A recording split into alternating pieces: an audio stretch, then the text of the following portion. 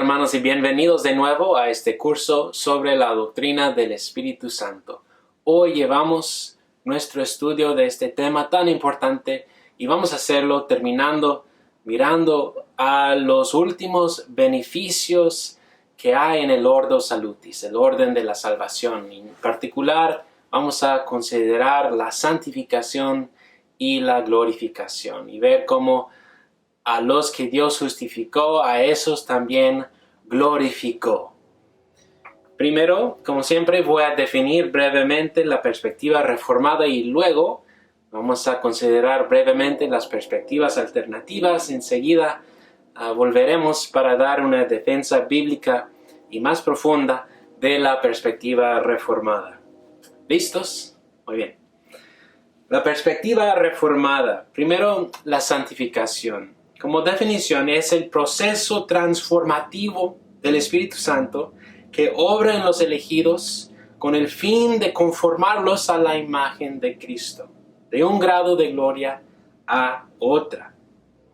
La glorificación y la santificación están conectadas porque la santificación alcanza su objetivo final en la glorificación. Así se acaba el proceso transformativo en la glorificación. Por eso están conectados.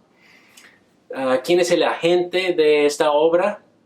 Pues la Confesión Bélgica, artículo 9, dice aquí que el Espíritu Santo es nuestro santificador por su morada en nuestros corazones.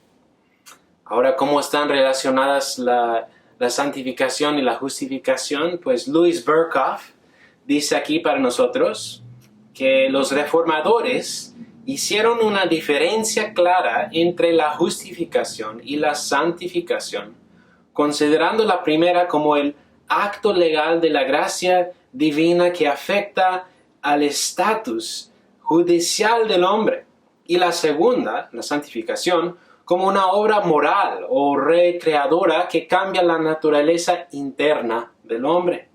Pero en tanto que hicieron una distinción cuidadosa entre los dos, también acentuaron su relación inseparable. Otra vez, ¿no? Distintos, pero inseparables. Aunque tenían honda convicción de que el hombre solo por la fe es justificado, también entendieron que la fe que justifica no está sola. La justificación va seguida de inmediato por la santificación, puesto que Dios envía el Espíritu Santo de su Hijo a los corazones de los suyos, tan pronto como son justificados, y ese Espíritu es el de la santificación. Entonces, todos que están justificados inmediatamente empiezan en el proceso de la santificación. El Catecismo de Westminster Mayor, pregunta 75, dice: ¿qué es la santificación? Y la respuesta: la santificación es una obra de la libre gracia de Dios, por la cual aquellos que Dios ha escogido antes de la fundación del mundo, para que fuesen santos, son en el tiempo por la poderosa operación del Espíritu Santo, quien les aplica la muerte y la resurrección de Cristo, renovadas en todo el hombre conforme a la imagen de Dios, teniendo sembrada en su corazón la simiente del arrepentimiento para vida y de todas las otras gracias salvadoras, excitadas, aumentadas y fortalecidas, de tal manera que ellos mueren cada día más y más para el pecado y se levantan a novedad de vida. Una larga pero muy excelente definición de la santificación ahí. Y es importante decir que en esta obra de la santificación, que en esta vida siempre será imperfecta, incompleta. Y de esa realidad el Catecismo de Heidelberg, pregunta y respuesta 114, dice: ¿pueden guardar perfectamente los 10 mandamientos los que son convertidos a Dios? Y la respuesta: no. Porque incluso los más santos, en tanto estén en esta vida, no cumplen más que con un pequeño principio de esta obediencia. Sin embargo, empiezan a vivir firmemente, no solo según algunos, sino todos los mandamientos de Dios. Pero hermanos, al considerar la imperfección de este proceso en nosotros mientras vivimos, la imposibilidad de alcanzar esa perfección ahora mismo no debe desanimarnos en ser diligentes, a ser diligentes en la obra de la santificación. No debemos estar inactivos. Por tanto, la pregunta que sigue en el Catecismo de Heidelberg 115 dice: entonces, ¿por qué quiere Dios que se nos predique tan rigurosamente los 10 mandamientos si no hay nadie que pueda observarlos perfectamente en esta vida? Y la segunda parte de la respuesta es esta: que nos apliquemos sin descanso a suplicar a Dios la gracia de su Espíritu Santo, para que cada día seamos más renovados a su imagen, hasta que después de esta vida alcancemos la perfección que nos es propuesta.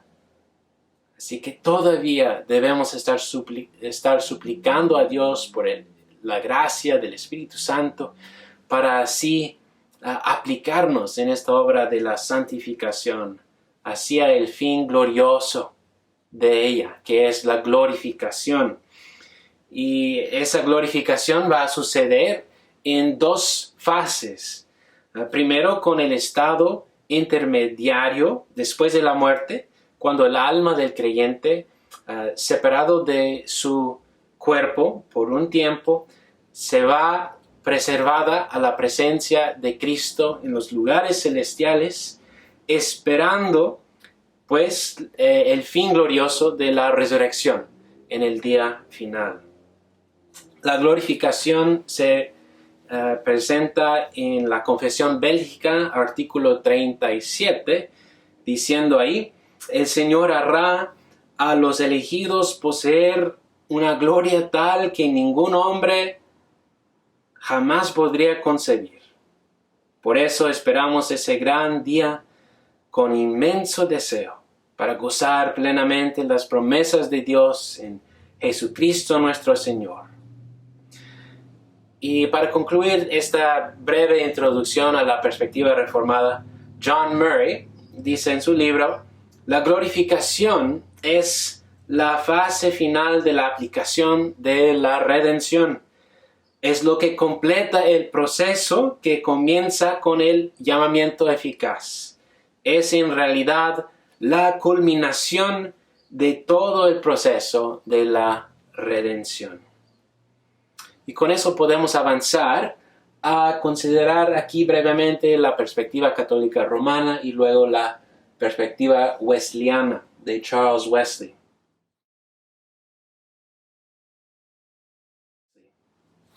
Primero aquí, por comparación, los católicos romanos, pues como consideramos la vez pasada, ellos en sus creencias están confundiendo la distinción entre la justificación y la santificación.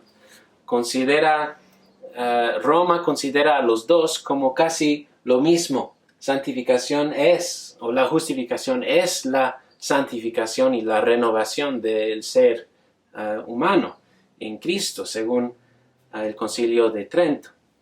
Entonces, según Roma, los dos se refieren al mismo proceso, por lo cual un creyente va aumentando su propia justicia delante de Dios con el fin de meritar su entrada en el reino de Dios y la vida eterna.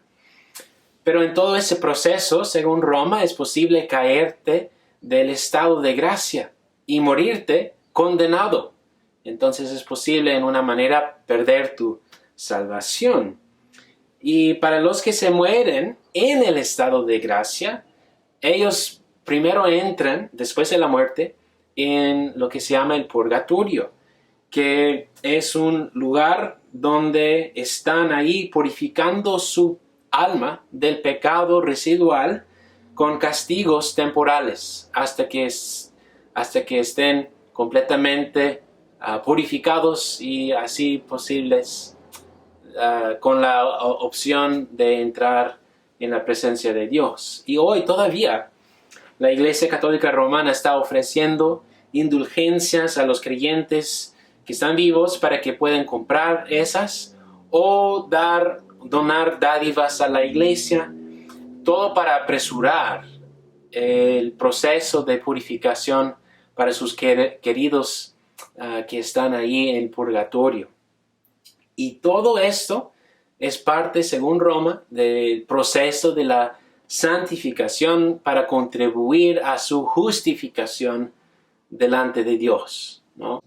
Ahora, brevemente aquí, la perspectiva wesleyana en cuanto tiene que ver con la santificación. Charles Wesley, un puritano, enseñó que la santificación puede ser completa, aún en esta vida, y que es como una bendición extra que Cristo está ofreciendo a los creyentes si solo la buscan con diligencia y con la ayuda del Espíritu Santo. Y según Wesley, esta santificación completa resultará en que los creyentes puedan andar sin pecado, que estarán libres del dominio del pecado completamente libres en su voluntad del pecado y su influencia. No es decir que van a estar sin faltas o sin errores, pero en realidad dice sin pecado. Entonces esa es una perspectiva alternativa y distinta de la reformada. Pues con estas perspectivas vamos a pausar y regresar para profundizar y defender la perspectiva reformada. Continuamos mirando a la perspectiva reformada, primero por considerar la santificación definitiva. Y eso se refiere al acto de Dios de una vez por todos los elegidos de reclamarlos como santos en términos cúlticos, en términos del templo, como consagrar a ellos. Y debido a este concepto, tiene sentido que una iglesia no tan sana, no tan santa en sí misma, Pablo puede escribir esto a la iglesia de Dios que está en Corinto, a los que han sido santificados en Cristo Jesús, llamados a ser santos. 1 Corintios 1:2. Y sabemos, ¿no? Los corintios estaban muy lejos de la santidad interna, de la rectitud, y solo tiene uno que leer toda la carta y la segunda carta para darse cuenta de tal realidad. Pero de todos modos, en Cristo, unidos a Cristo, ellos fueron santificados, apartados del mundo y consagrados a Dios. Por tanto, fueron llamados para ser santos, es decir, para vivir en santidad. La primera parte se refiere a aquel acto de consagrar a creyentes al Señor para servicio sagrado, y la segunda parte tiene que ver con ahora el estilo de vida que es digno de tal vocación, ¿no? Y lo que Pablo está describiendo aquí más o menos es que si perteneces a Cristo por la fe verdadera, eres un santo delante de Dios, apartado del mundo y consagrado a Él para servicio en su nombre. Ahora vive de acuerdo con tal realidad sobre quién eres en Cristo Jesús.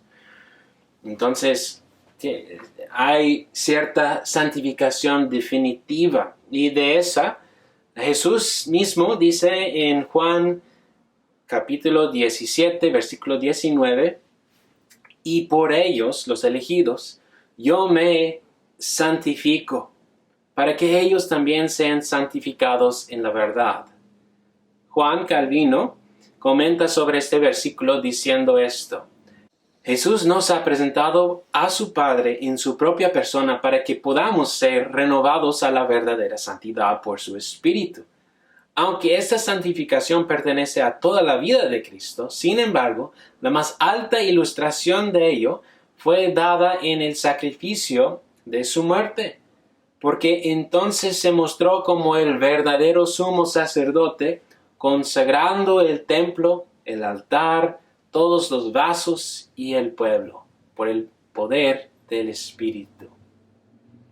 La metáfora del templo es útil aquí para entender la santificación definitiva, porque cuando el sacerdote consagró los vasos y los instrumentos del templo, tales cosas no cambiaron en sí, en su esencia, sino que, de todos modos, actualmente fueron considerados como santos o consagrados al Señor para un uso santo en su templo. Y es el mismo con los creyentes en Cristo, que en su regeneración y su justificación siguen siendo pecadores en sí, pero en Cristo son considerados delante de Dios como santos y ya listos para uso santo en su templo espiritual, la iglesia. Horton dice: somos santos, por tanto, debemos ser santos. En otras palabras, en Cristo, Dios definitivamente nos ha consagrado a sí mismo y ahora por el Espíritu nos llama a vivir progresivamente en esa realidad. Entonces esa es la santificación definitiva y nos lleva así naturalmente a la santificación progresiva. Y vemos un versículo en 2 Corintios 3, 18, donde Pablo dice: pero todos nosotros con el rostro descubierto, contemplando como en un espejo la gloria del Señor, estamos siendo transformados en la misma imagen de la gloria en gloria, como por el Señor el Espíritu. Transformados en la misma imagen de Cristo, de gloria en gloria, como por el Espíritu Santo del Señor. Horton dice: el Evangelio anuncia no solo nuestra justificación, sino nuestra participación en el poder de la crucifixión y resurrección de Cristo. Por lo tanto, no debemos mirar a Cristo simplemente al principio para nuestra justificación y luego cuando se trata de la vida cristiana, la santificación, debemos apartar la mirada de Cristo hacia nuestro propio progreso. No, siempre debemos fijar nuestra mirada en Cristo para la justificación tanto como para la santificación. Y hay que ver que Cristo no solo quiere que los suyos sean justificados delante de Dios, legalmente declarados justos, pero también santificados, realmente santos delante del Padre. En la cruz compró los dos beneficios para los suyos, sus elegidos. Entonces nunca debemos estar contentos simplemente con nuestra justificación y cesar de buscar la santidad. No. Martín Lutero dijo: aunque estamos justificados por la fe sola, esta fe nunca está sola, sino que siempre está acompañada de amor y esperanza.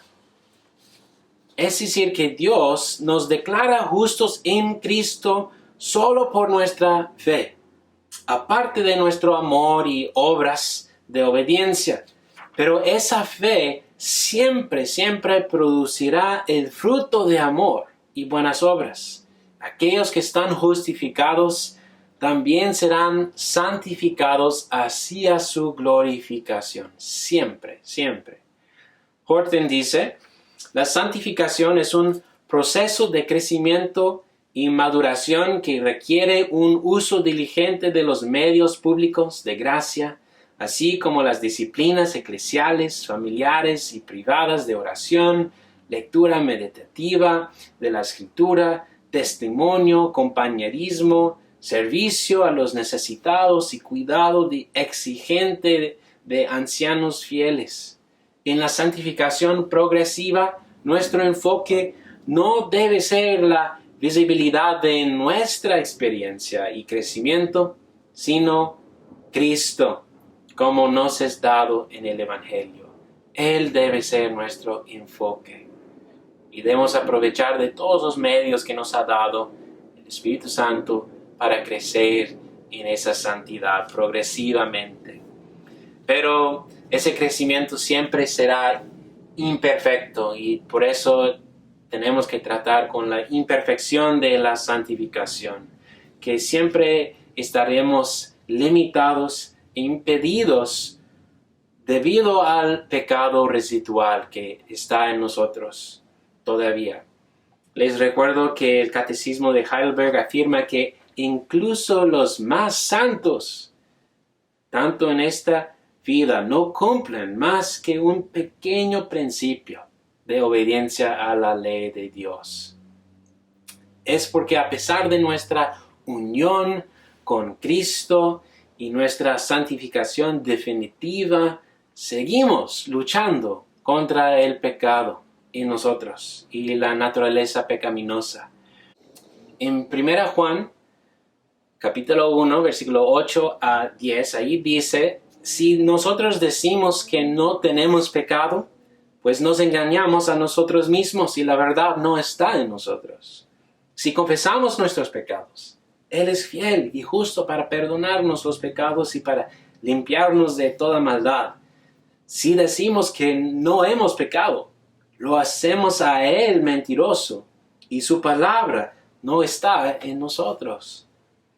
Este versículo solo aquí niega la perspectiva de los wesleyanos que dicen que es posible llegar a perfección sin pecado, pues los que dicen tal cosa que ellos no tienen pecado están, según este versículo, engañándose a sí mismo y están haciendo a Dios un mentiroso que ha dicho de su palabra, de su ley, que somos pecadores y todavía tenemos pecado.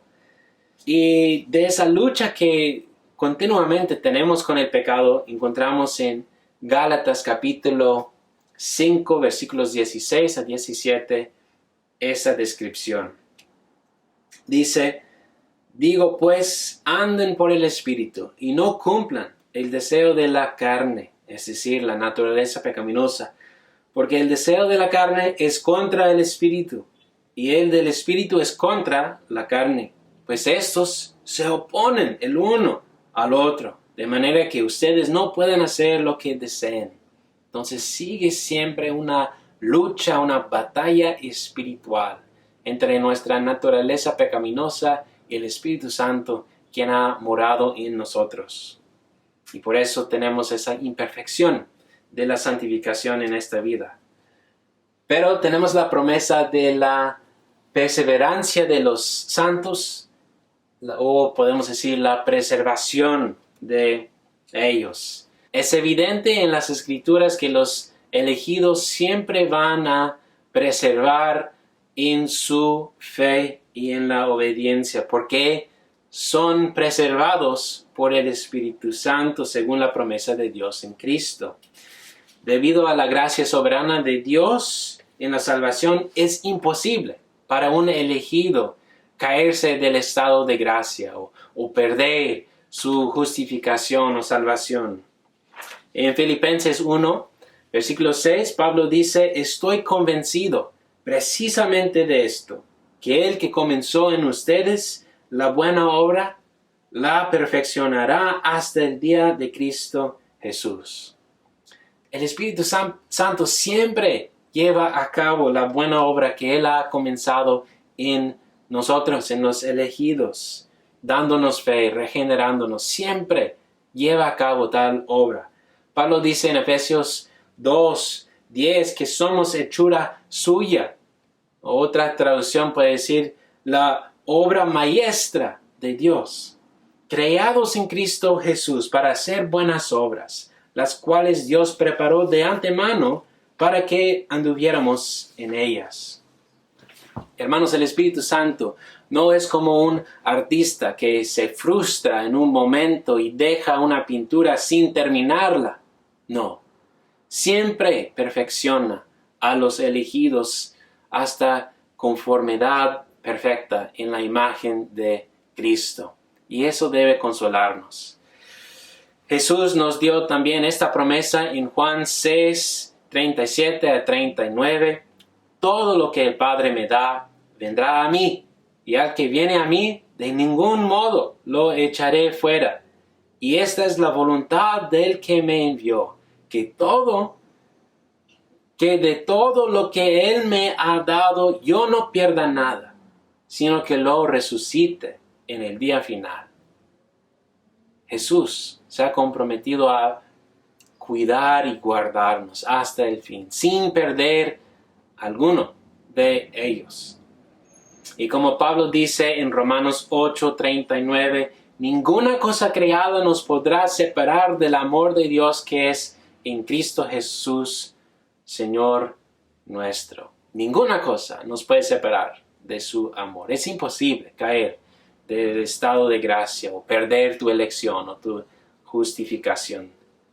El Espíritu nos va a preservar en nuestra fe hasta el fin. Y el fin de la santificación viene en dos fases aquí. La primera fase es que después de la muerte, los elegidos entran en lo que se llama el estado intermediario. Se llama esto porque es un tiempo en medio de esta vida actual en que estamos y la plena vida venidera. Se refiere a la promesa de que las almas de los elegidos estarán en la presencia del Señor después de la muerte. No hay mucha información en la Biblia acerca de este estado intermediario, pero tenemos algunos versículos que nos dan cierta descripción de ello. Y es en parte porque no es el estado final de los creyentes. El enfoque grande de los apóstoles y de Cristo mismo es en el estado final y no en este estado intermediario. Pero el Catecismo de Westminster Menor 37 dice lo siguiente: ¿qué beneficios reciben de Cristo los creyentes después de la muerte? Las almas de los creyentes son hechas después de la muerte perfectas en santidad y pasen inmediatamente a la gloria. Y sus cuerpos, estando todavía unidos a Cristo, reposan en sus tumbas hasta la resurrección. Y de esto y de varios versículos en las Escrituras podemos decir que este estado será mejor de la vida actual, pero no perfecto. Será bendita porque habrá libertad del pecado y de la muerte y estaremos en la presencia personal de Cristo, conscientes en una manera. Y Pablo dice en Filipenses 1, 21 a 23, para mí el vivir es Cristo y el morir es ganancia. Y explica que tiene el deseo de partir y estar con Cristo, pues eso es mucho mejor, dice. Entonces será mejor, pero no perfecto. Y el hecho que sus almas estarán separados de sus cuerpos significa que no es perfecto. Y en parte por eso, en Apocalipsis 6, versículo 10, escuchamos los mártires clamando, diciendo con gran voz, ¿hasta cuándo, oh Señor, santo y verdadero, esperarás para juzgar y vengar nuestra sangre de los que moran en la tierra? Los mártires, los que han muerto en Cristo, están esperando con ganas su propia resurrección corporal de entre los muertos en el día del juicio, que será su gloriosa vindicación. Entonces, eso será el fin. Y la segunda fase es el último día, cuando Jesús va a resucitar a los cuerpos de los elegidos, uniendo sus almas con sus cuerpos para entrar en ese estado final de su glorificación. Y así llegamos al fin aquí en la glorificación. ¿Qué será? ¿Qué será?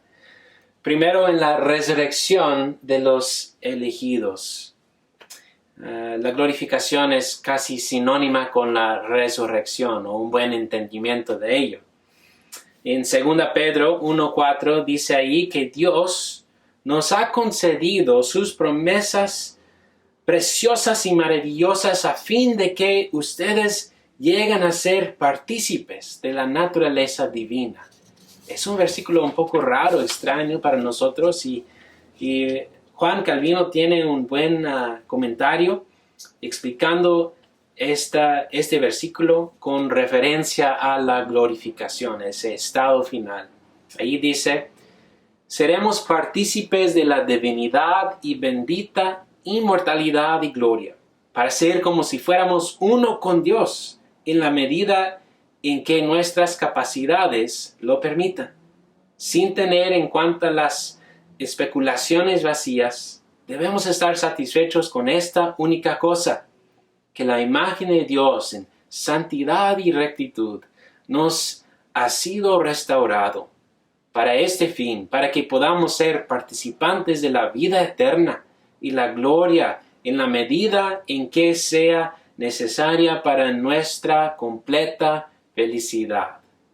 Wow, excelente descripción ahí. Por tanto, hermanos, podemos bien llamar la resurrección, la restauración y la consumación de la imagen de Dios en los seres humanos.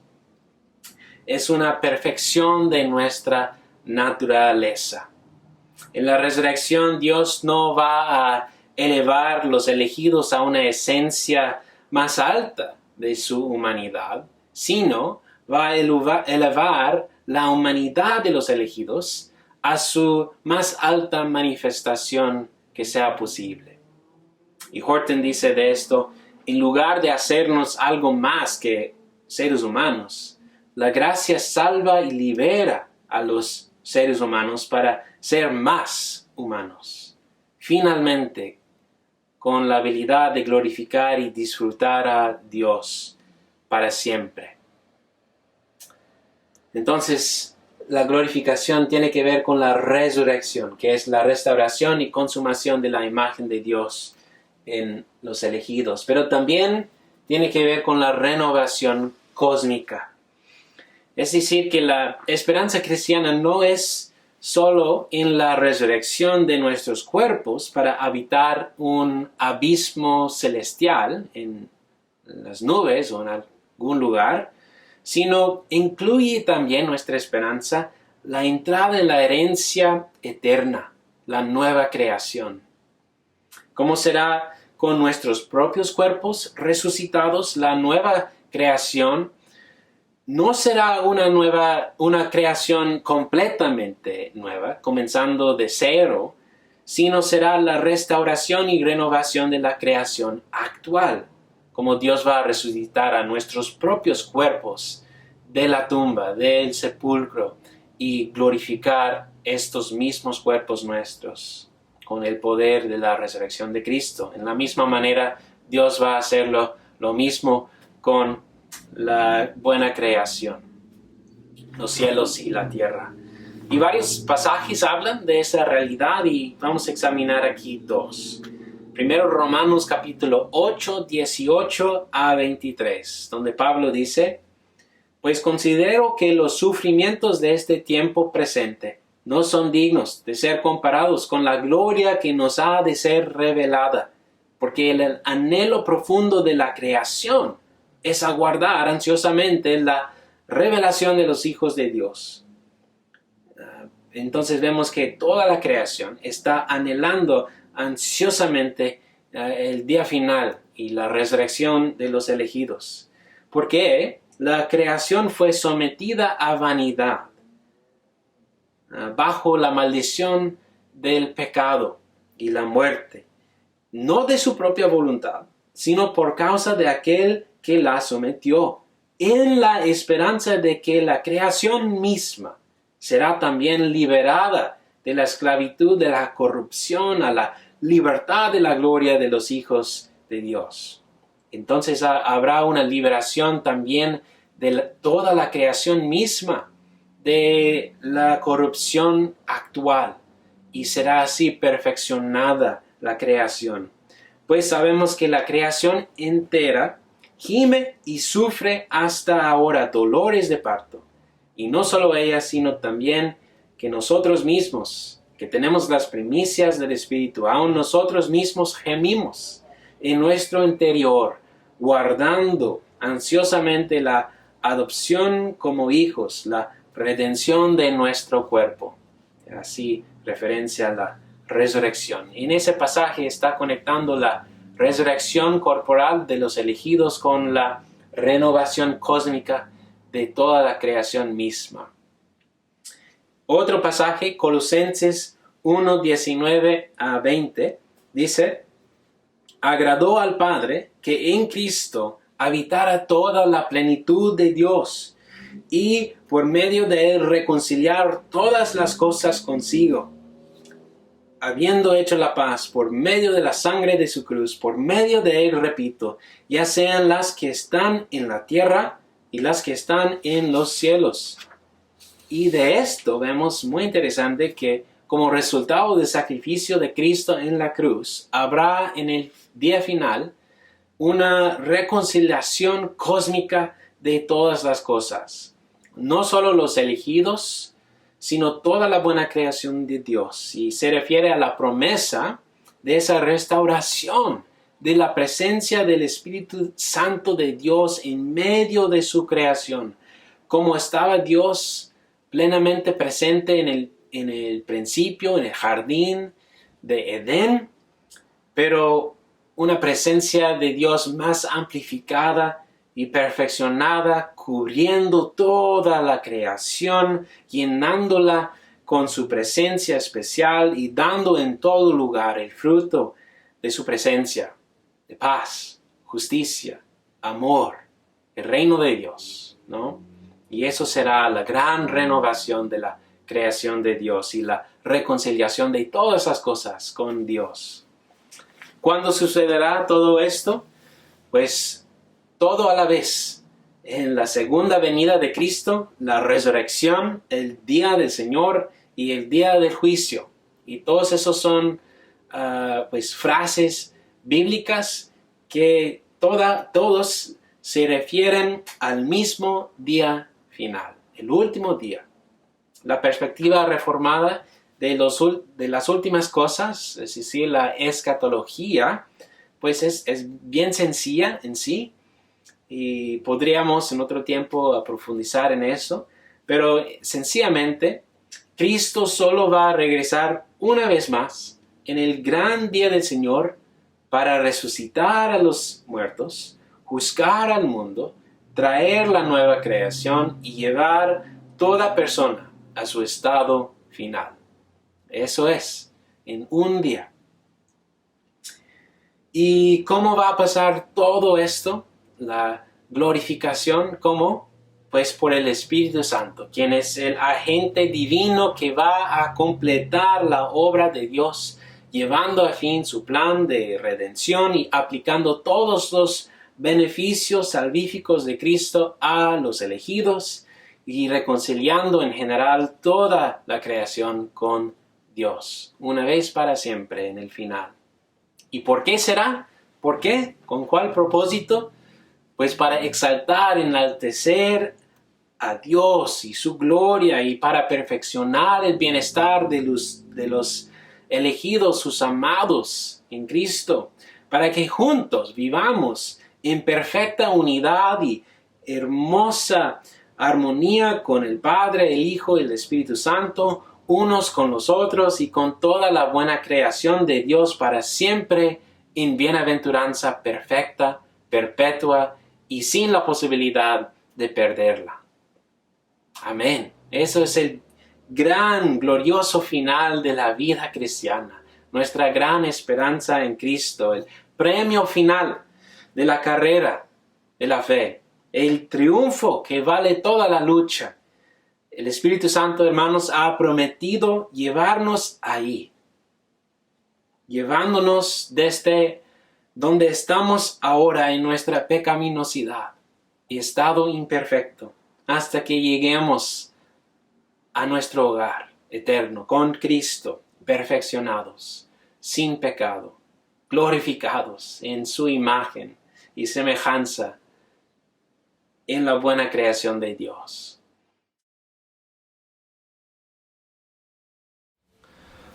Hermanos, juntos hemos estudiado la doctrina del Espíritu Santo en estas últimas semanas. Desde el principio en Génesis capítulo 1, donde encontramos al Espíritu Santo completando y perfeccionando la buena obra de Dios en la creación, hasta este último punto de la glorificación y el final glorioso que nos espera, que el Espíritu Santo va a cumplir según las promesas de Dios, aplicando hasta el último los beneficios salvíficos de Cristo a todos los elegidos.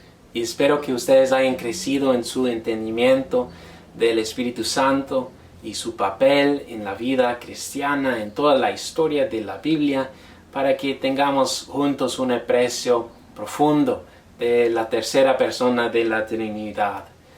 Otra vez, gracias por escuchar, y digo a todos que están unidos a Cristo y que pertenecen a la iglesia verdadera de Cristo y llenos del Espíritu Santo, la gracia del Señor Jesucristo, el amor de Dios y la comunión del Espíritu Santo sean con todos ustedes.